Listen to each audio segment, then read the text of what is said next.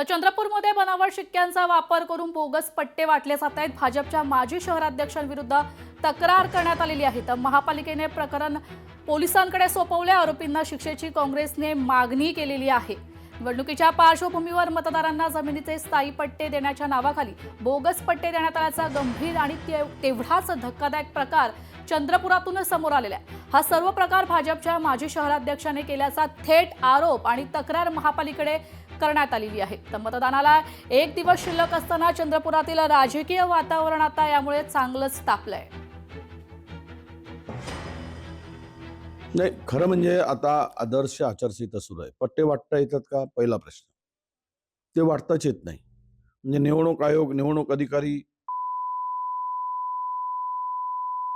की हे सर्व होत असताना असं शासकीय कार्यक्रमात किंवा शासकीय पट्टे आदर्श आचारसंहिता सुरू असताना देता येत नाही। यांनी ती कारवाई करायला पाहिजे।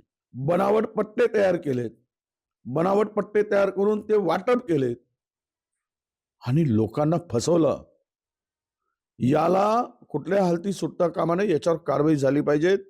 फौजदारी स्वरूपाची कारवाई झाली पाहिजे। लोकशाही मराठी ऐका, पहा, जागरूक रहा।